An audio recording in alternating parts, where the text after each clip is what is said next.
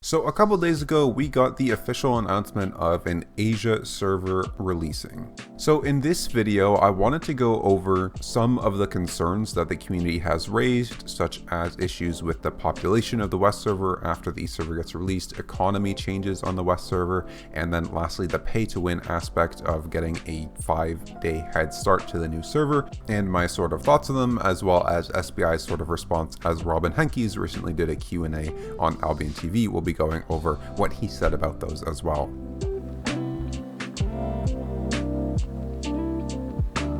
So just real quick, the basics, if you haven't gotten really caught up on the Asia server stuff that's happening, I'd highly suggest going to the website and checking out the FAQ. Basically everything is answered there, but I'll just go over the most important notes here so we're all on the same page. Basically, there's a new Albion server based in Singapore that is opening up, which is going to be completely separate from the server that is in Washington that we all currently play on.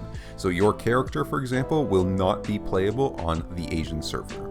Because of this, this server is a completely fresh start, so everyone is starting from new. Other than that, it's basically the exact same game as Albion is now, and will be the same game going forward. So the first and most prominent response that I've seen from the community thus far has been worries that with the Asian population moving to a new server, the population on the West server without them is going to be a little bit low and it might kill content. And this is definitely somewhat true. The population of the West server will go down. There will be less people playing every day on the West server, as there will be a mass exodus of most Asian and Oceanic players. How will this actually affect the Western server though? Well, here is what Robin Henkes had to say about it on the Q&A livestream. If population, let's say, for example, in the Outlands drops due to this, which again, due to the time zones, if you're not typically playing throughout the primary Asian sort of play times, you probably will not necessarily notice that much of an impact in activity. But let's say activity drops in the Outlands.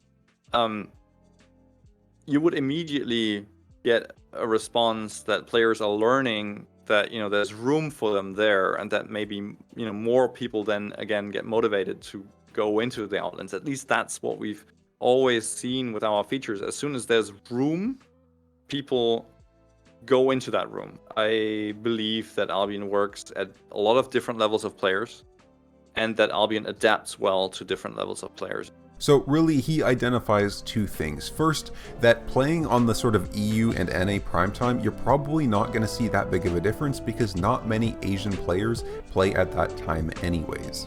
So if you're a North American or European that basically comes home from work or school and plays, you're probably not going to see that big of a difference because you weren't really playing with that many Asian players in the first place.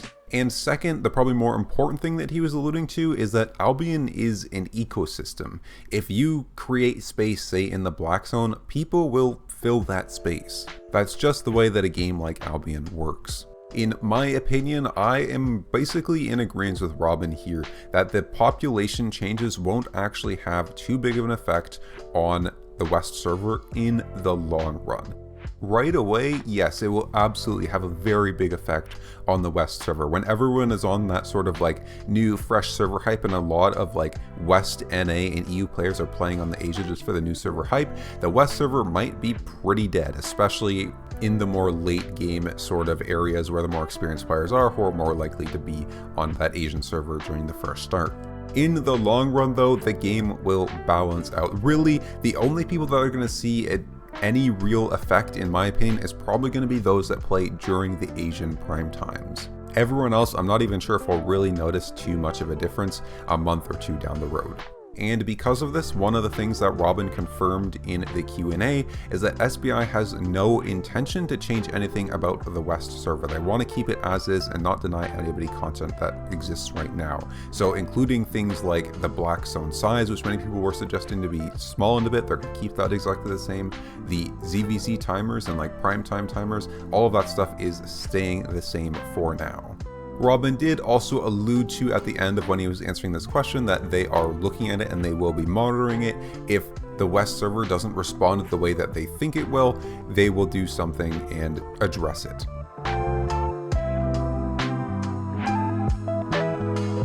The second big concern was about the mass exodus of players affecting the economy. Let's start again with Robin's response to this in the Q&A. We've operated Albion with a mostly unchanged world size for several years now, and we've seen wildly different levels of player activity in that time.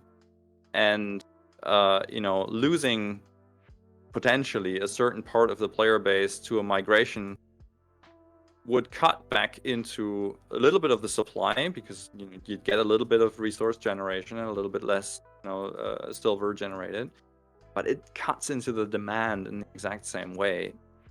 So I don't see,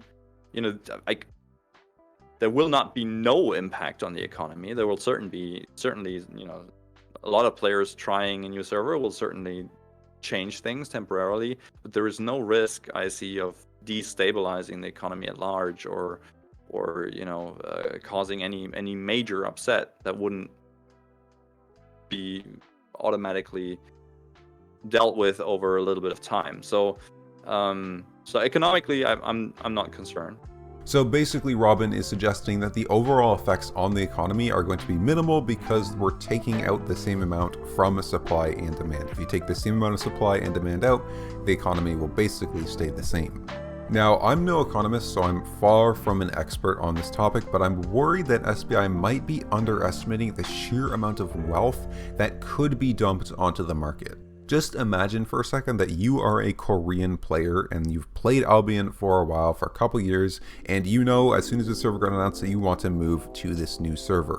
What are you going to do with your account? What are you going to do with the wealth that you've accumulated over the years? Realistically, you have like 3 options. One, you could just leave it there and hope that someday they allow for transfers of wealth from one server to another, which they have been pretty clear in stating that they are very unlikely to do and they are not looking at. 2, you could give that wealth to a friend or something that's going to stay on the West server. Or 3, you could RMT it. I expect the latter 2 to be the most common.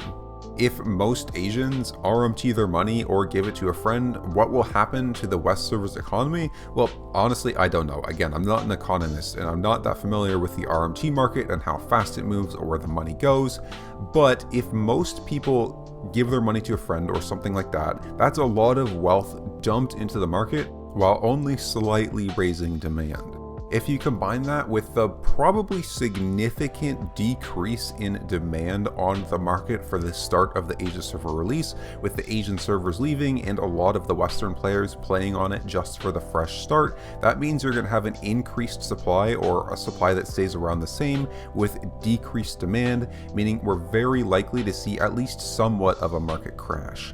It could be really small, it could be really big. Again, I have no idea. I don't know how much money is out there, and I'm definitely not an economist, so I can't tell you for sure, but I would expect things to crash at least a little bit. So overall, I think that SBI might be underestimating the effects on the economy that this is going to have right away, and I'm not sure how that's going to play out in the long run. And then also, there's just going to be a lot of RMT going on, which I don't know how that's going to affect the server either.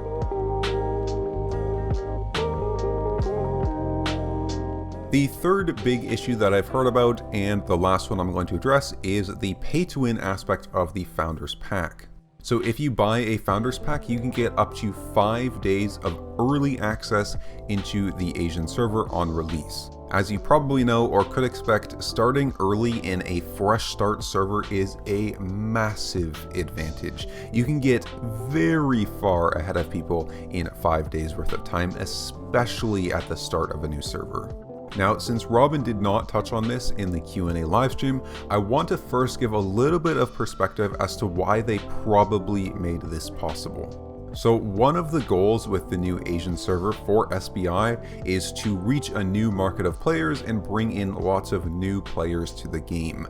The new player experience is not great when the entire world is completely stripped of resources, there's nothing in the market, etc. That does not make for a particularly great new player experience. Now, to some degree, this will happen regardless with a fresh start server and everybody starting at once, but it will happen to a less of a degree when the most try-hard or hardcore players get into the game some days earlier and get that economy running a little bit and aren't there to eat up all of the resources the same as everybody else.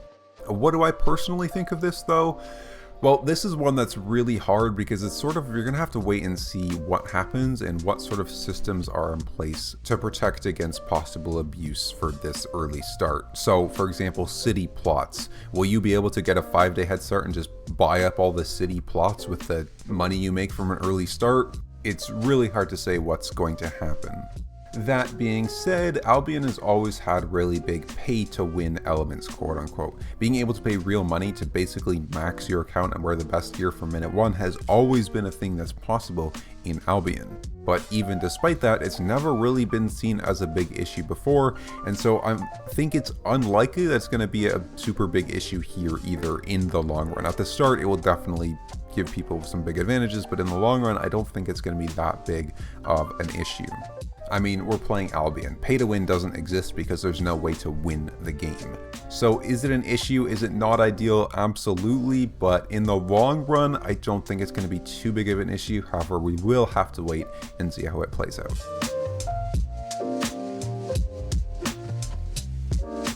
Okay, really quickly before this video ends, I just wanted to put in some notes of things that I've seen, things you may have missed about the new server opening if you didn't read closely or go through all the forums and stuff like that. So one thing that's really interesting is that swapping currency between the two servers, like through other players, not through any official means, is against the rules and will be illegal. So if you've played other games like RuneScape or something where they have multiple servers, you can trade some currency in one RuneScape server for currency on another RuneScape server, and they have like an exchange rate similar to currencies in the real world. That will be unallowed in Albion. You could technically do it, but you get banned. So if you're planning to use the Fresh Start server in Asia to make some money on the Western server by selling your money in Asia for Western currency, that will not be allowed and will not be viable. Second, if you get access to the betas through the Founders Pack purchase, there are some permanent account rewards for participating in the beta, or doing well in the beta, I should say. So before the Asian server actually releases, they're doing a beta for like 3 weeks where you can play if you've bought the Founders Pack, and you have permanent unlocks, as you can see here, statues if you receive like the top gathering fame or the top money in the server, or if your guild like wins the thing, you can design a logo with SBI. It's pretty cool, so check it out if you're interested in that. Lastly, one thing, if you're trying to plan like your East server best start, just know that hidden here in the FAQ is that the East server starter towns will have mounts and food on the market, basic mounts and basic foods on those starting town markets so that they're not locked behind having an island. Okay, and that is all the stuff I'm going to cover for the Asian server, probably until it's closer to coming out. Tell me your thoughts below on these pertinent issues and other things you found interesting, and I will see you in the next one.